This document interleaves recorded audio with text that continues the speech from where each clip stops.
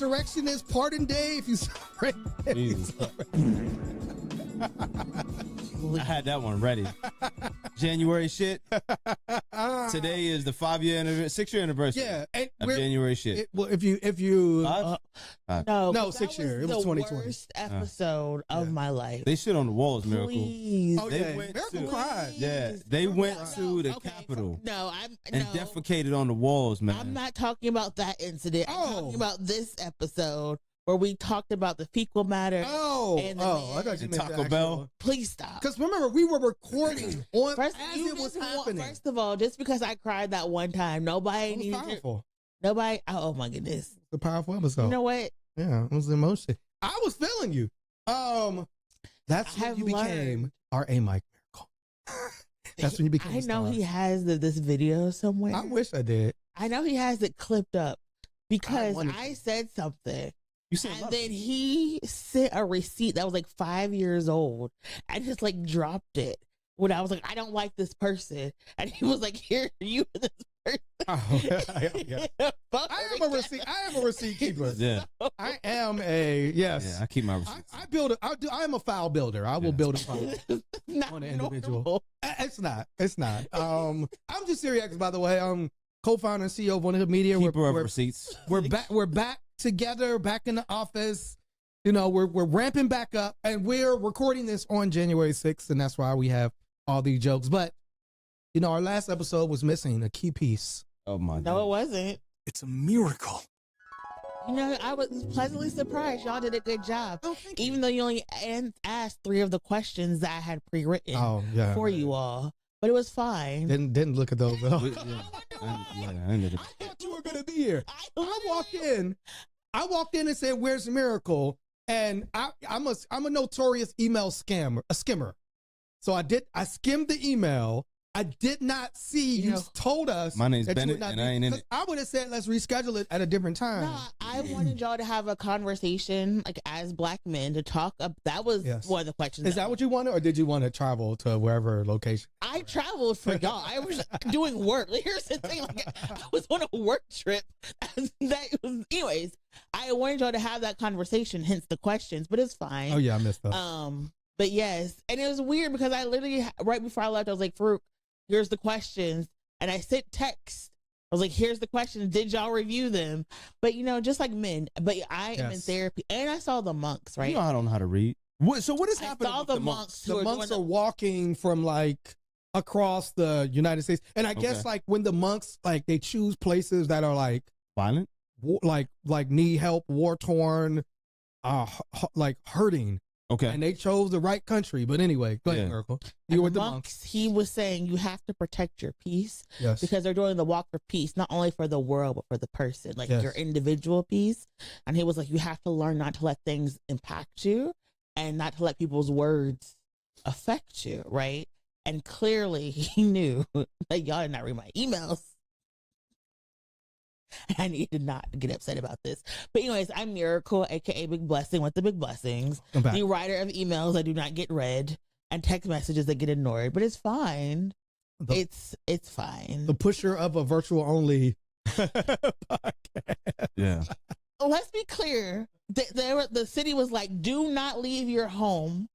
We are in a weather emergency. today? Not today. Oh. The last. And we was like, decided to go anyway. You can record. You will be able to get here fine. That's hilarious. And my brother. Yeah, man. You know, I guess I'm one of them gangster niggas that was posing with the mayor. Oh, wow. That Yeah. is so what made us gangster? The fact that I have boots on? I don't know. Like man. what? I don't know what defines a gangster in I mean, this we white woman's black. eyes. We black. We're black We fit men. the description. We're black men. We don't have a suit on. Yeah. So obviously, like in their minds, we're gangsters. Yeah. You know, Jasiri took a time to pick out his outfit. Oh, you know I do. Yeah. Smash it. You know what I mean? Yeah, I mean, So I it's thought we like- put that shit on, but you know what I Fresh mean? for the mayor. Yeah. I Just mean, goes to the comments. I had a scarf and a leather jacket and some boots. I didn't think I was. Yeah. He did his super quarter gangster. zip just for the people. Exactly. And they were like thugs and hoodlums. But I mean, all that aside, it's me, the Supreme Asiatic Intelligently Divine, with the New Year's resolution to be even worse than I was last year. So I'm trying to be as awful as I can to people this year. That's my New Year's resolution. Oh, Yeah. Being nicer. No, being worse. Yeah. Well, you picked the right time because Absolutely. speaking of being worse. I can't wait. Don't get on the plane. Speaking of being worse. Yeah. Our current president, Uh-huh. Donald Trump, said, "Oh, y'all not gonna give me the Nobel Peace Prize? Yeah. Oh, really? Peace out the window then. Okay." He said, peace up, A-Town down. he said, well, then this year I'm gonna go after the Nobel War Prize. Okay, this is what I'm doing. And started on Christmas. That's how Christmas started for some people in different parts of the world. Christmas Day. Yeah. Say, hey, yo, it's some black people over there looking like they living their best life. Let me go bomb Nigeria. Yeah. And I think Somalia got bombed as well. Uh-huh. So bombed Africa on Christmas Day. Imagine waking up on Christmas. I mean, that's some people's realities. But I'm just saying, imagine you're the president waking up on Christmas. Oh, okay, yeah. And what type of state do you got to be in to be like, you know what? You know what I like to do today? Clearly a mentally diminished state.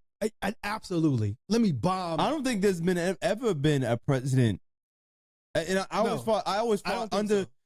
I always fought under not even the treaties or anything like that. That it was just an unspoken thing amongst the global powers. Yes. That all things cease on Christmas. And then bombed a place in Nigeria that had no connection. Nothing whatsoever. To any terrorist attack. Just whatsoever. a dot on the map. Did he just throw a thumbtack in Nigeria and say bomb there? You know, I could imagine these people getting these orders and just saying like, well, fuck it, let's just throw a bomb somewhere to appease this. It's like, you know, you're dealing with somebody that's like mentally ill, and it's like, I gotta try to appease this person. Yeah. But then he continued bombing, and then obviously more recently went into Venezuela and took the president by force.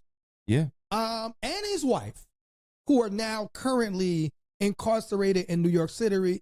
This is President Muduro. Again, this is somebody who is supposedly negotiating peace between Russia and the Ukraine, and you basically did to Venezuela what Russia wants to do to the Ukraine. Yeah. So then how can you now if I'm Russia, it's like, well, how can you then tell me if America's whole thing is we have to protect our hemisphere, which is crazy. That like that when they put out the thing, it was like, this is our hemisphere. This is our hemisphere. That's insane. Here's the superpower here. Then Russia can say the same. Russia can say, well, Ukraine is literally connected to us. Right. We're protecting our hemisphere. Like, you're actually giving Putin the ability to go get. Now, if he goes and gets Zelensky, how then can America can't condemn him?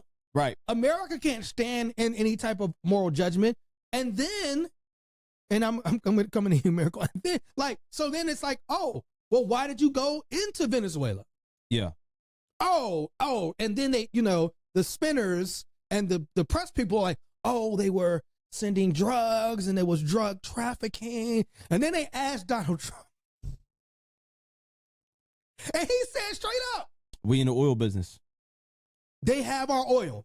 They stole our oil. And again, which is what did Venezuela do? Right. Venezuela nationalized the oil in their country. Right. It was Exxon. They nationalized their oil, so the oil could benefit the people that actually live there. So it's in Venezuela. It's not your oil. It's in their country. But again, this is how colonizers think and see things, right? And so he was like, yo, we're going to take the oil and we're going to run their country. Yeah. And did not notify Congress, did not let anybody know what he was going to do except the oil companies. Told the oil companies what he was going to do. Yeah. But not Congress. So there's so many things to talk about because, again, now when I hear that, now I turn and look at the Democrats. And it's like you're looking at a group of people that are like curled up in a corner somewhere. It's like, yo, this man is breaking all types of laws. Can we get some type of response? Anything. Yeah. And we're typing these strongly worded. Yeah, I see. Yeah, they said emails right Chuck Schumer was about to write the most strongly worded email ever. So, coming to you, Miracle, recently published. We'll get into that. You know what I'm saying? Internationally known. Your story's going all over the world, but we'll talk about that later on. Where are we? Where are we? You bought the New Year's nails out. Okay. Okay, Miracle. So right now, where are we? In hell. We're in hell. Yeah. We are in hell. I think we're maybe like the second circle of hell. Yes. First of all, it's like so many different layers. Yes. Muduro being a dictator, being a bad president. If that was the case, you would have gotten him 5 years ago, 10 years ago, gotten him as soon as he came to power and started hurting dissent, right? So that is a smokescreen. They said he was running drugs. Now say he may not be running drugs. They said he was running guns. Like, you can't have guns in your own country. Like, you're the president. Right. It doesn't make any sense. What this really is essentially the United States is, as I said, is broke, and we need more revenue. Do you think they're trying to get a ransom from Maduro? No, I think they want to sell the oil. They need the oil. That's ransom. Yeah, I don't think it's ransom. They steal. It's piracy. We are pirates. Like you said, we're pirating their oil. It was a point where they were like, "Oh, Maduro is the head of this cartel," and they were saying, "Oh, he's the head of this cartel." And then the Justice Department actually came out and was like, "Yeah, that cartel didn't exist." But this is after they have him locked up and his wife locked up in a cell in New York City. It's like, to an extent, some of this is like political theater, right? Because obviously the Venezuela opposition party said this was a negotiated exit. So a lot of this is like theater, but then people die. Like, civilians were murdered in Venezuela. And so it goes back to this idea of like, what do our lives cost? And what is the value of our lives when we're not billionaires? Because if this is just billionaires playing a game and they're doing one hostile takeover over another, we the people shouldn't have to feel those impacts and those effects of things. Right. But this is basically a bastardization of international law and the law as it stands. Yeah. The reason Congress wasn't notified is because they said this was a extrajudicial warrant, because this was a criminal charge. This is a criminal case.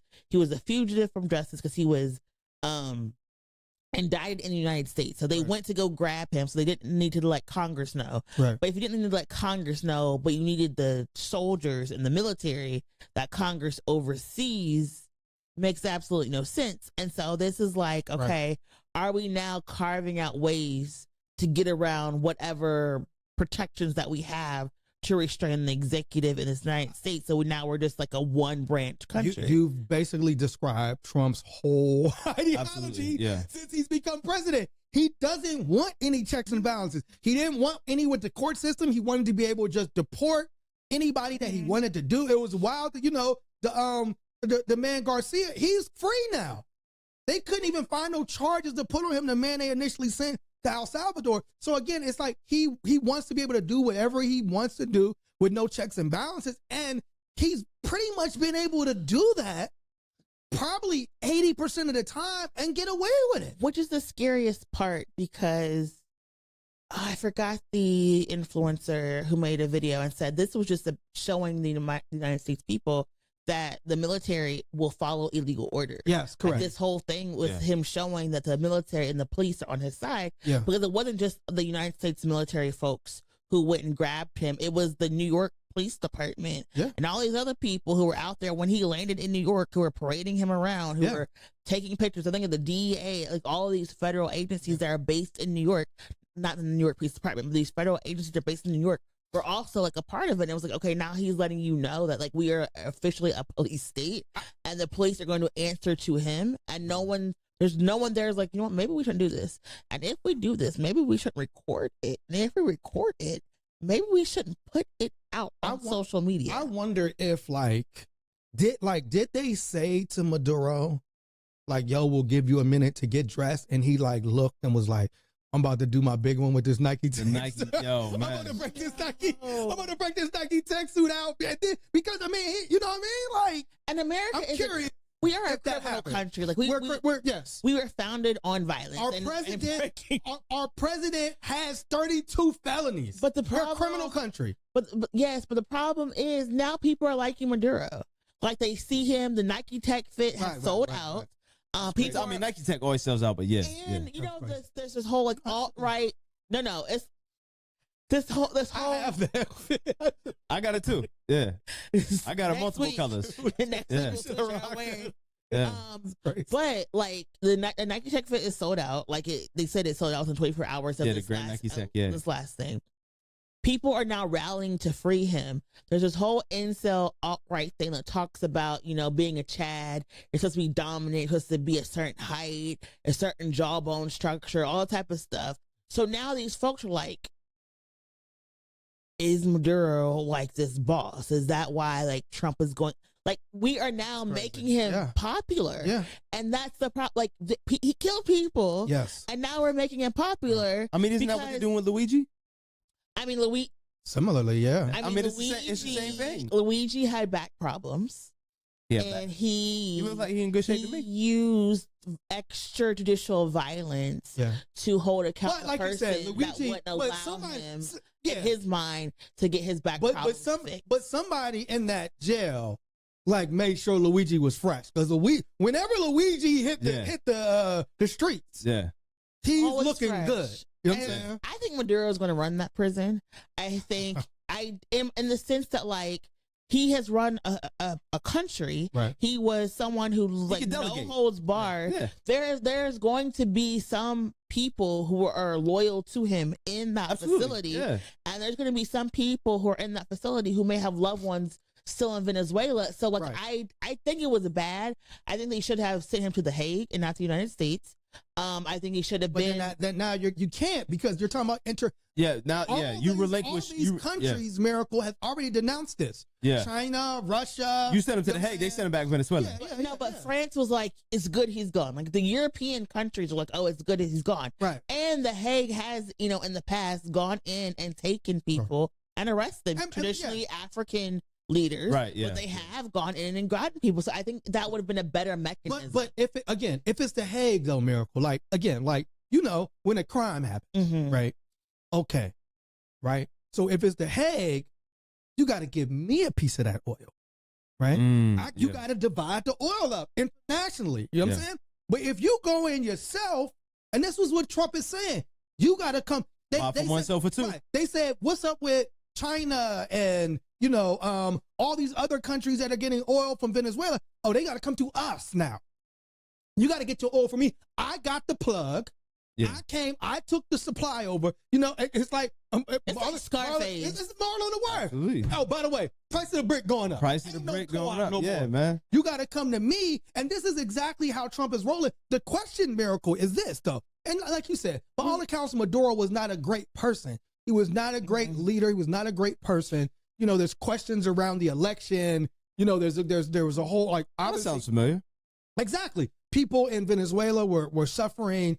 You know, not people just in America are suffering, and China won't come save us. I was going to say not just because of Maduro, but also there's an economic boycott that has existed on Venezuela. So there's a lot. We sanctioned Venezuela just like we sanctioned Cuba, and then we're like, oh my gosh, they don't have a thriving economy. Like, no shit, Sherlock. Of course, we are the reason.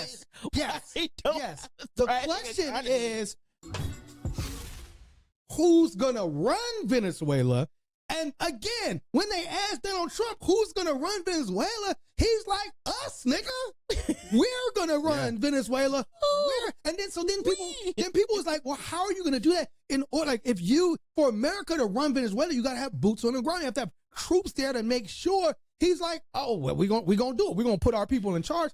The fascinating part to me is the woman who would be a natural person that you would probably put in charge, the opposition leader in Venezuela. She said, we only recognize one person. No. This is the opposition leader. Okay. Reason. So they asked Trump, hey, are you going to put the opposition leader in charge? Her name is Maria Corina Machado. And he was like, nah, people don't really respect her. Yeah, she ain't got no support. But the reason he did that is because she won the Nobel Peace Prize and not him. He It said 2 people close to the White House said the president's lack of interest in Brucey Machado, despite her recent efforts to flatter Trump, stemmed from her decision to accept the Nobel Peace Prize, an award the president has openly coveted. Although Machado ultimately said she was dedicating the award to Trump, her acceptance of the prize was a, quote, ultimate sin, said one of the people, quote, if she had turned it down and said, I can't accept it because it's Donald Trump, she'd be president of Venezuela today. I mean, what? Again, this is the mentality of the person that we're dealing with. He's mad. So then they interviewed her. They like, yo, are you gonna give it to him? It's too late now, though. You already went up there. You already accepted it. Yeah. Like, and this is such a fascinating turn of events that happened. And I want to take it back to let's walk back to Nigeria real fast if we can. Yes, because the way I look at this, in a very somber sense of it, a lot of that Nigerian blood is on Nicki Minaj's hands, because I wouldn't say a lot of it, but she used her platform that eventually led to the bombing. Now, whether or not they planned to do it before her speech at the UN and the turning point and everything like that, she is still complicit in this, because she brought this to the attention of so many people who were following Nicki Minaj. For whatever reason, she is their barometer for global morality and news. She was used for that thing. But there's a lot of the people who are going hard for her. I've seen it on threads. A lot of these black women who are like, okay, Nicki Minaj going MAGA has allowed me to embrace this MAGA-ism, and they are. Do you think a lot of black women are saying that and doing that? On threads, it became a thing. Because how are you? But again, I think that's, to me, that's social media. It is social media, but they not going to embrace you back? No, they're not going to. But they're not going to embrace Nicki Minaj neither. Yeah, they're not going. I do want to say again, like, but anyway, Nicki bringing the attention to this. She brought attention to that. I do want to be careful though, because I don't want to put all, like, to say it was all on her hands. It's like, not all. She didn't make the decision to bomb Nigeria. However, you said, however, she was used. Absolutely. And it will be interesting to see, like, if she could, like, okay, you went and they told you to go speak about Nigeria. You did that, and then Nigeria was bombed. Mm-hmm. Like, it will be, again, it's so difficult now because artists as big as Nicki Minaj don't have to do any press. No, right. So they don't have to answer questions like that anymore. Right. So I doubt that she'll even answer that. Yeah. I agree. But I do wonder what she's thinking in that aspect. I think it's fascinating to me because they're using one black immigrant versus other black immigrants in this. Now you know. Okay, connect the dots. Come on. So Nicki Minaj being Trinidadian and Caribbean. Yeah. Placing her in this very interesting intersection in the diaspora wars, where you're now looking at this as who is the more acceptable black in the country. Oh. Right? Is it the Nigerian? Is it the Caribbean? Right? Or is it the native-born African American?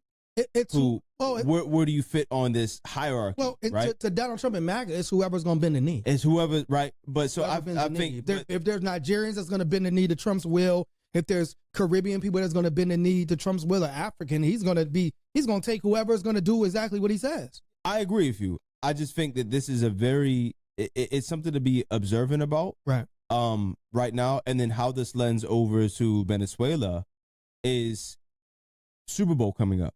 Right. All these Spanish-speaking people who are going to be tuned in watching the Super Bowl, which is America's largest televised event. I didn't even think about that.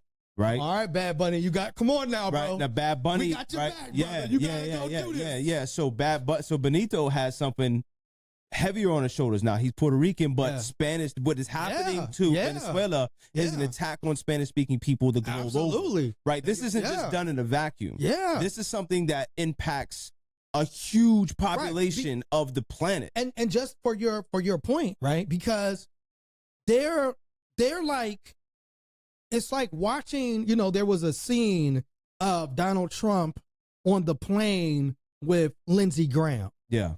And it was like you could see the blood on the corners of their mouth. It's like they were so happy. Yeah. Right. And they're like, who's next? And they're already saying, like you said, to your point, they're saying Cuba's next. Right. They're saying Iran. Colombia's next. Colombia, yeah. Well, no, for the first they're talking about, they're saying Cuba. Well, yeah, Central America, they're saying Colombia, and they're saying Mexico. Right. Right. They're saying, and again, Mexico has a woman, a badass woman president. Yeah, President Sheinbaum. Yeah. Right. But they're saying, the cartels are running Mexico, right? Cuba, we're going to take them. They're doing bad. They got Rubio in there. Yeah. Saying, we're going to take Cuba next. We're going to take Colombia. The Colombian president, similar, it was wild to hear that, like, they said the reason that Trump sent the people in to get Muduro was that he kept dancing. Yeah. And the Colombian president is like, dancing, right? Yeah. And Maduro was right. He was doing his dance, and they were saying it was like similar to Trump's dance. So I guess Trump was saying he was and Maduro was like, "Come get me." Yeah. He made his little MAGA hat. Yeah. You know what I'm saying? So the Colombian president said the same thing. "Oh, come get me." Right. You know what I'm saying? So like again, it's like it is setting the stage for, and it's gonna be like now what? Because again, like you have that, and then you also have the backdrop of people saying, the people of Venezuela celebrated.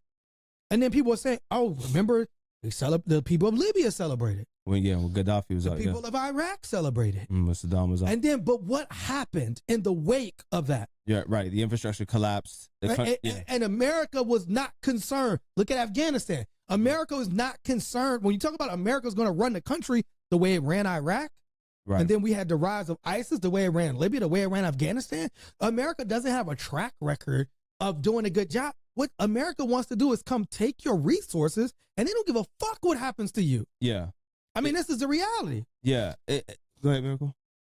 No, I was going to say something inappropriate. But... By all means. By all means. Yeah. Please do. It's just like, I take what you want and just leave you after. But I think the point...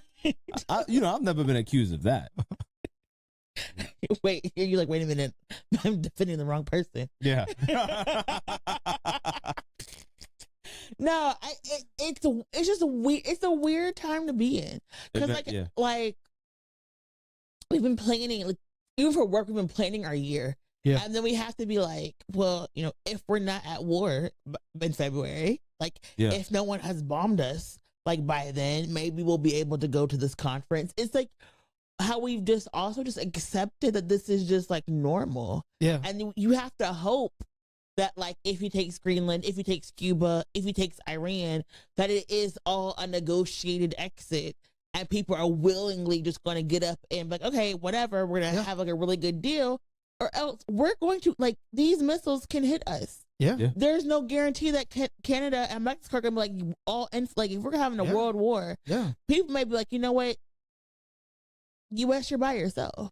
Also, like, what does the United States do? Like, what a country like Russia or China will do is they'll supply the arms to Venezuela or Mexico or Colombia and make things more difficult. Because again, like, if you're saying right now, Venezuela's Maduro's vice president has been elected president. We just, they said that at her swearing in, the Chinese ambassador was there, the Iran ambassador is there, right? Mm-hmm. So, like, again, like, you can have now a situation where China is supporting, and now you got to bring troops there to keep. All of this sounds bad, and again, like, if you're in the army or whatever branch now, you might have to now be fighting these wars. And again, remember, Trump was saying, we're not going to do that. We're not going to, these frivolous wars, these wars that make sense. We're going to be America first. Now we're running Venezuela. I think with how this looks globally, and I said this before, Trump has done such a great job at turning the world against America. Yes. Right. And if we're talking about some global war setting, right, a World War III setting, where do America's allies rest? Because the proximity isn't there, right? Canada goes further and further away from American friendship, allyship, right? They're a great trade relationship with Mexico right now. They've done, because of the tariffs, they've done everything they can to circumvent America from this trade pipeline. Yeah. Right, so to speak. England is like, yo, you niggas is really bugging, and you're making it hard for us to support you. Yeah. Extremely difficult. And, I mean, England is under a progressive prime minister right now. But, bro, because you're also saying, are we going to take Greenland too? Yeah, right. You're playing risk. Yes. You're playing a game of risk. You're literally playing risk. Yeah, and so that, and every one of these countries are like, what makes us different? Right. And, right. At any time, depending on how your mood change, we could be the next person up for your invasion. And the reason I say that is because they said, like, all the European countries put this letter out saying, like, yo, Denmark is a part of NATO. Like, you can't, like, now if you're saying we're going to take and they're saying that. Right. They're saying. Stephen Miller said, what gives Denmark the right to own Greenland? Yes. Yes. This was a treaty worked out. Yes. This was how this was, like, what's next? Antarctica, and you're going to be upset that Australia has most of Antarctica? Like, yes. Where do we draw the line? Like, there's like. But more so to your point, it's like, where's the world going to draw the line? Where's the world going to intervene? If we take Greenland, again, just an outright criminal is running things and nobody is stopping him. I mean, again, we've never seen this. They're saying, like, yo, we about to go, Greenland's next. Yeah. Cuba's next. Mexico's next. Colombia's next. And it's like, okay, and so it's like, you're sitting there like, is somebody going to say something? Where are the veterans? Somebody. Miracle brought this clip up. Anybody. Miracle brought this clip up, and this was this is 2 days ago. Yesterday on CNN. Jason Crow's a rep talks to CNN panel. Talks on the CNN panel about a draft dodger bangs the war drums in Washington D.C. And this is an interesting take on how white people in the White House, the Trump White House, are feeling about Venezuela.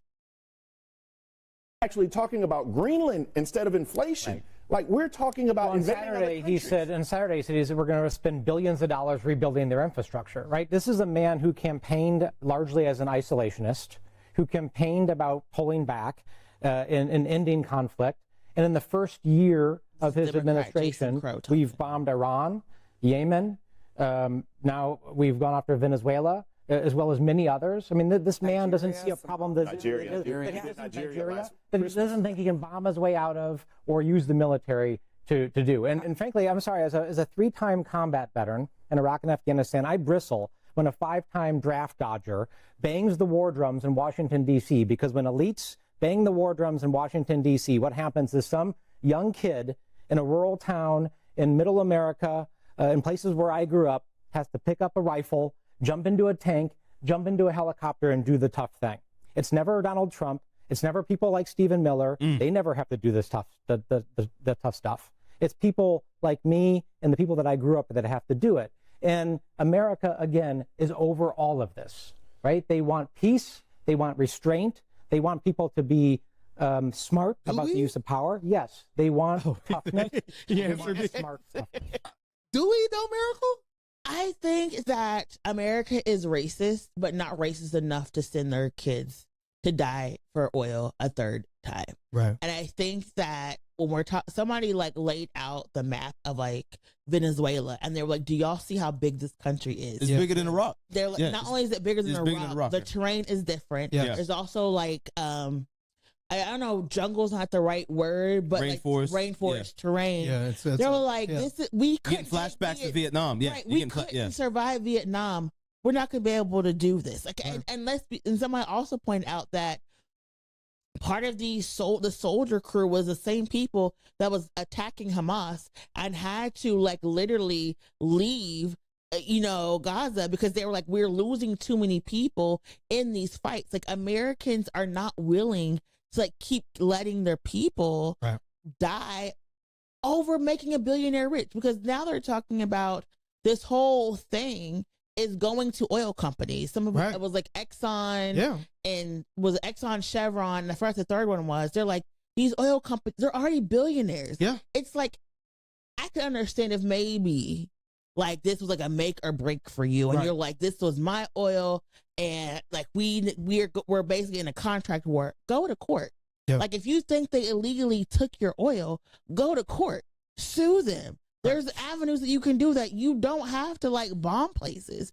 And there's talking about, even as early as this morning, there's some type of still military operations happening in Venezuela. Right. People are still fighting. It was gunfire reported at the Capitol yesterday. So like, what are we going to do if we have boots on the ground? What happens? Right. Because Maduro, before he left, he armed his people. Remember, he was passing out guns. So now we're going to have guerrilla warfare. So what happens now? Right. And they kept talking about, oh, no Americans died or only one airplane was hit, and we may do this again. Y'all are threatening people. Yes. So now you're putting a target on Americans, and a couple countries have already banned American tourists. So like, what happens now when we're trying to be a part of a global society? What happens if people start taking American hostages? Are we back to Iran-Contra days? Right. Now we all have like a target on our backs and we try to go somewhere? I tell you what, if you capture one of us, they gonna let Listen. They not gonna give you a damn dime. Like, you listen. Now is the time. But again, so I think that's the question, right? Because we've been asking this for a year. When is the breaking point? And we already know. Like, this is what's so wild about it is people have been saying for the past 3 weeks that we were going to have a war. Mm-hmm. And the reason people were saying we were going to have a war is because of the Epstein files. Yeah. Right? More files came out. Then the FBI started just redacting, like literally like taking files of Trump that were already online off. Supposedly there's millions of more files were found. And so again, Trump and them need time to redact these files. There was a file that said something about he was there when a baby was killed. You know what I'm saying? These are all stuff that came out of these files. Because I guess they tried to redact the files in a way that like made it, but people on the internet was able to just put it in Word and like took the black out and could read all the files. Like, oh, wow. Pretty easily. Yeah. That's crazy. So Epstein is off now we're not talking about Epstein files and Trump's connection to Epstein. So it's like, because remember when it was, Hillary and the pizza thing, and it's like, okay, but now, like with Trump, you didn't hear nothing from her since they said her husband. No, you didn't hear nothing from her. And that's but like, there's mountains of evidence connecting Donald Trump to Epstein. It's not hearsay. There's mountains of evidence, right? Again, like, so is the moment when they try to draft these white people into the military? Is that the moment that that the MAGA train stops? Because that's the question. I mean, we see like Thomas Massey has been going, and he, was one of the first to come out and say, this is all about oil and making billionaires rich. But it still seems like Trump's base is like with him in whatever he does. Yeah, I think it's going to be that, because remember, Hegseth has been trying to whiten up the military. Yes. Oh, yeah. Right. So now, which is good. Yes. It used to be like and it was a statistical fact. So I know we don't care about statistics anymore. Yeah. But it was usually poor Black and brown folks. Correct. Who were in the military, because those are the people who they would send first. You would like basically let them die first, and then you would send in the white soldiers to contain things after. Yeah. I do think so, because like I think a lot of people have this idea of gold, guts, and glory. That's like the whole like 1920s mantra of like America, until it's there. And you now have even a lot of veterans who were in the Congress talking about this is not okay. Like, we were in Iraq, we are still effed up from Iraq. This is not okay. You do not want to do this. And you have so many veterans now speaking out. I do think that is going to be the change. There's one thing to be like, okay, take that immigrant. You do have veterans speaking out. Yeah, like Congressman Chris Deluzio, the Veterans Caucus. Right. Obviously Senator Mark Kelly, because they trying to take his pension and all that crazy stuff, which is wild. I do think that once you start, it's easy to say, lock that Black person up. Yeah. Kick this immigrant out. It's easy to say that. But when it's pack up your son, pack up your daughter. That is true. And now all of a sudden your husband is unalive. All of a sudden your child is coming back without an arm, without a leg, without an eye, or in a body bag. Right. Your thought process is going to change. And let's be very clear, the people we're going up against, Iran, Russia, and China, they bowed about it. Right. That's a fact. particularly like you said, if you have to enact some type of, if you got to enact some type of draft. They doing ballistic. This whole shit, because again, like this whole stuff is going to be America. Because didn't Putin just implement conscription? I don't know, but I'm just saying, like to me, like if we're going to do a draft here, break them voter cards out. Yeah, Trump voters first. Absolutely. You know what I'm saying? Y'all wanted this man in office. Yep. Y'all again, like we're 6 years from January. Like people watched January 6th. Mm-hmm. And said, I want more of that. Yes, that's exactly what they said. I want more. Oh, hey, I don't care what was on. Because we're not a serious country. And I feel like we are not a serious country. People have this idea of like being the rebel without a cause or like being violent. Yeah. And like we're going to go and just like fight the man and fight. You could just not do that. Yeah. And I do think that people who want to be like rough and tough they're going to get a rude awakening because you haven't had a chance to fight back. And you've seen even these ICE situations when people fight back, ICE is getting their butts whooped, right? Mollywop, right? Yeah. All these type of things. So it's like when y'all in hand-to-hand combat, when you with somebody who can shoot back, when you with somebody who also has airplanes, what are you going to do? And again, like you said, if you had to do all of this stuff to try to ramp ICE up and you weren't able to ramp it up the way you wanted to because motherfuckers couldn't do like 10 push-ups and 10 sit-ups. How then are you going to get people ready to fight a war in another country? So again, all of this is wild to see, wild to watch, wild to take place. But again, like you said, like it's easy to demonize the immigrants in this country. And that's one of the other big stories that came out over the break was this attempt to, again, like continue to attack Somali people. Mm-hmm. And it was this, white right-wing YouTuber who had been exposed for putting up lies in the past, putting some story out about these Somali daycares taking all of this money that has been debunked, yet still has led to the federal government shutting down money for child care and daycares. Mm-hmm.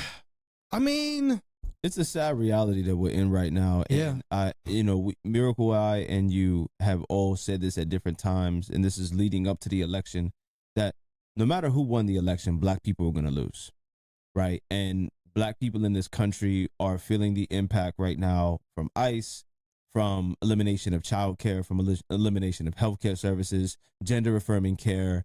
All of these things, education, are being cut in wide sweeps, broad strokes that are eliminating these things and putting people in a sense of despair and poverty, of uncertainty. And in the winter months, it's the most brutal in places like Minneapolis, where the Somali population is ripe, where, you have these parents who are working class and working 3 and 4 jobs sometimes to afford childcare, to afford the different things that they were promised whenever they came to America. Whenever you're cutting gender affirming care and you're leaving people without health care, you're leaving people in places with risk of high infant mortality and maternal health being the issue that it is, and taking away abortion as health care and taking away all these things. Black people are at the front of the line, at the beginning of the queue, who are receiving the brunt of all of these aggressives. Absolutely. Right? All these aggressions are targeting black people the most. And it's not isolated to America. Right. Now it's the sites and the literal bombs have been dropped in Somalia, in Nigeria, in Venezuela, right? Anybody's country can be next, and it's not white people. And I just seen this thing the other day where I posted it up, and it was like, the last 50 years have been the most peaceful in the globe. And it was because the critique was that white people don't see other people, the global majority, as human, right? They don't see casualties and aggressions as against black and brown people as a big deal. Right. Of course, obviously, we've seen that.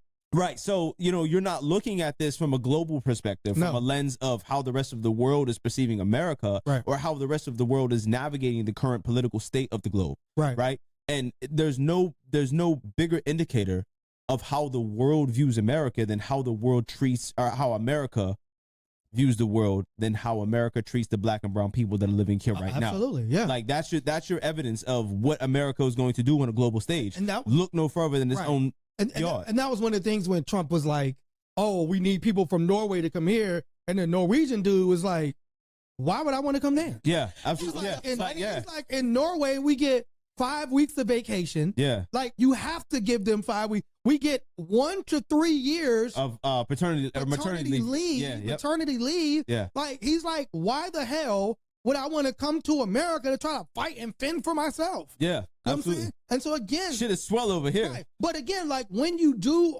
now when you talk about military intervention in Venezuela, where do you want them people to go now? Right. And I think you're not saying we're going to take this oil to benefit them. You're saying we're going to take this oil to benefit us. Can I say something about that? Yes. Thank you for bringing it up. The thing that so many people love to say is America, love it or leave it. Yeah. Right. Where are Americans supposed to go?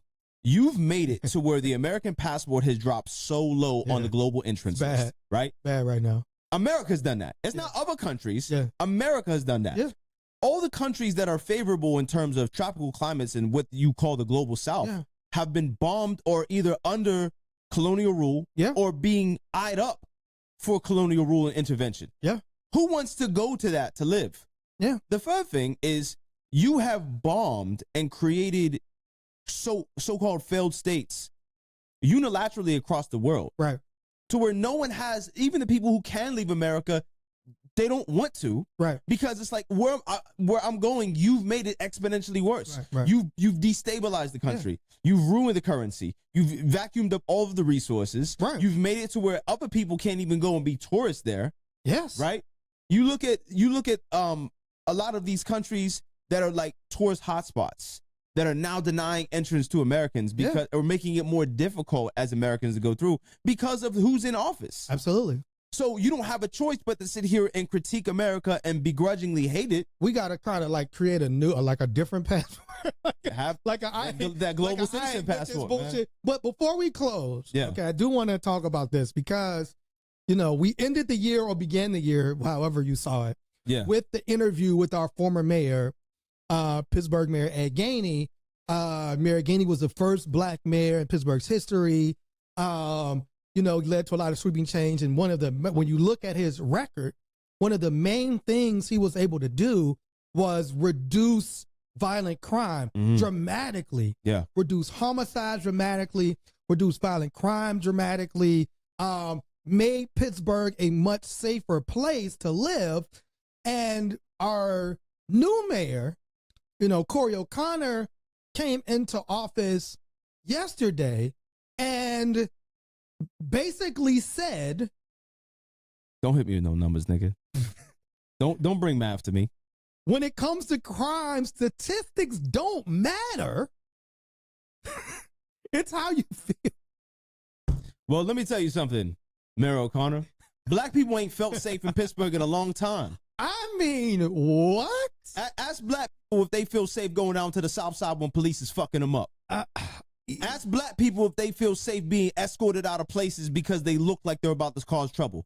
Ask black people how they feel when they go in the stores and they don't see other black people. Ask black people how they feel when their schools is closed down. Yeah. Ask black people how they feel when their children can't catch buses. Yeah. Don't chat to me about safety and how it's a numbers game. You have a shrinking black population that has never felt safe in the city, and a large reason they're leaving is because they don't feel safe in the city. So when you want to come up here and you want to talk about on your inaugural address, it's not about statistics, it's about feeling. Nigga, we ain't felt safe in this city ever. Right. I think that for me, he could have said, you know, I am so happy and excited to be mayor of Pittsburgh because I love this city and I want you to love this city. And I know a lot of you come up to me and you say that you're afraid to go downtown, but I want you to come visit downtown with me because we have reduced crime so effortlessly due to the work that we've done in Pittsburgh and, you know, with the support of the governor who's behind me. I could have gone on there. Right. Instead, he was like, you know, these, you know, statistics isn't about public safety. And a lot of people go, oh, he had to like get one more knock into Ed Gainey. It was like, no, he didn't.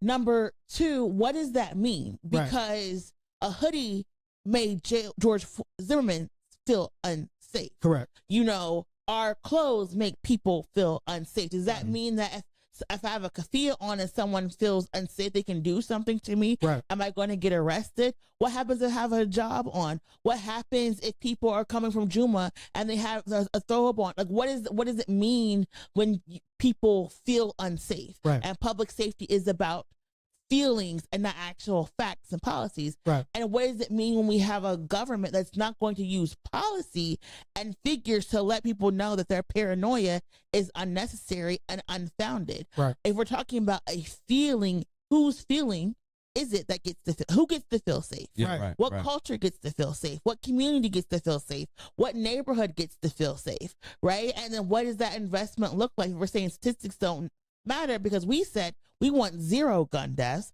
and we want a 70% reduction in non-fatal shootings. Those are numbers. Those are metrics that we are going for. Those are metrics that we are fighting for our city. So if we say that these statistics are no longer what we're looking for, it's about a feeling. Is it a tourist feeling? Is it someone who's from the city? Right. Is it someone who's from the neighborhood? Who gets to feel safe? I think that is something we really have to sit and wrestle with. And again, like what you said, Miracle, we know when we say whose feelings are prioritized, it's never ours. It's never Black people's feelings. Our feelings have never been prioritized. And Farouk made that breakdown excellently. I don't have to say any more of that. Because like you said, we've talked for, our organization is going on 20 years this year. We talked for 20 years about not feeling safe, about when Pittsburgh was called America's most livable city. We created an entire program called "We Keep Us Safe" in the fact that Black people, young Black people, were not being protected in the city. Right. Again, activism doesn't happen in a vacuum. Activism happens because the protectorate that was placed there has been erased. So it leaves the people to defend the rights of the people. Right. You say safety, right? When you say feeling safe, right? Again, like is now. When Corey O'Connor talks about rebuilding the police, right? Yeah. Is now, are y'all going to be cooperating with ICE now? Because now when ICE is allowed to come in, obviously a population of people, including us, don't feel safe. So again, I think it's that question of when you say it like that, we know what you mean, but you're telling us that white feelings are prioritized over actual statistics, but that's always been our reality when we lived in Pittsburgh. It's always been never about statistics. Like I said, how can you call this city America's most livable when Black people are literally suffering more here? So much so it's called the worst city in America for Black women to live. Yeah. And to tout its livability. Well, that livability doesn't extend to us as Black people. Come on, man. So again, it's like to say that it's a dog whistle. It's to say to white people that I'm going to prioritize how you feel over statistics that are actually preventing the loss of Black life. And so what that means is that investment that Ed Gainey made as mayor into Black organization and neighborhoods that led to this historic reduction in crime, that's over. And we're going to go back to this hyper policing state that has never worked. And again, so you're not taught, because again, that when you do that those statistics are going to rise. He's basically saying, like now, Black death and those statistics are probably going to go up.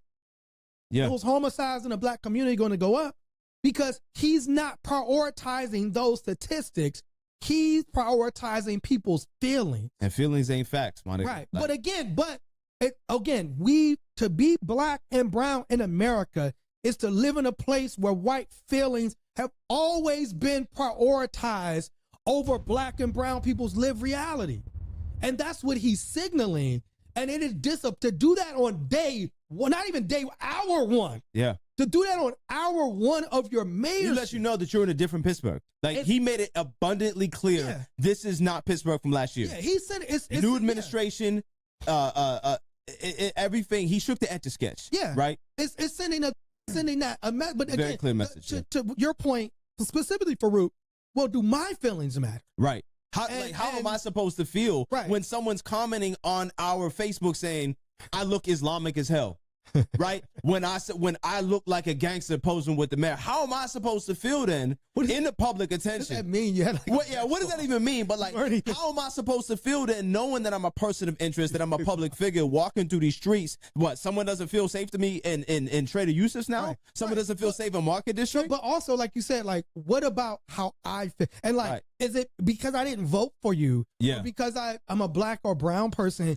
Do my feelings matter? Whose feelings I want all you bootlicking, step and fetch niggas that campaign for him to explain that speech to me. Well, again, man, break that shit down to me. Make that make sense to me. It's similar to, it's funny. Trump, this is a quote Trump just said, "You got to win the midterms, because if we don't win the midterms, they'll find a reason to impeach me. I'll get impeached." But again, it's like, we know what it is. And the reality is, you're going to have people that are always going to align with the white power structure. Absolutely. Because in their mind, that's how you get ahead in this society, is to align with that structure. But it is fascinating to say, it will be interesting to see if he elaborates on that. And I think the ultimate thing is, and we know what it is, will he suffer the same scrutiny that Ed Gainey did? You know what I'm saying? But again, when those statistics start to rise, if they start to rise, then what? Yeah, so I guess we'll see, but this ain't really the best way to come into office. And it doesn't make us that live and work in Pittsburgh and work on reducing crime and violence and have succeeded in reducing crime and bringing crime to historic lows, is basically saying, like, the work y'all did, I don't give a fuck about the work y'all did. Oh, that work didn't mean nothing because white people didn't feel safe walking downtown in one of the safest downtowns in the United States of America. So with that being said, yes, let's do the white pages and land this plane. But it's a different kind of white page. It's a very special white pages. Actually, this time written by a white author, but can you tell us about this book, Miracle? Chris Duffy, his book is Humor Me. It's called How Laughing More Can Make You Present, Creative, Connected, and Happy. He's a podcaster. He's a comedian. But I'm in the book. Yes. I am in the book. What chapter? One Hood is in the book, starting on page 170. Okay. Talking about how laughter can make, change and for social justice. Yes. And this book is basically, if you're feeling down, yes, if you're going through it right now, it just allows you to say, look, there, quote, as many dumpster fires as there are, as many negative things as there are in the world, laughter is a reminder that there are still some positive, good things worth fighting for. Absolutely. Direct quote. That was me.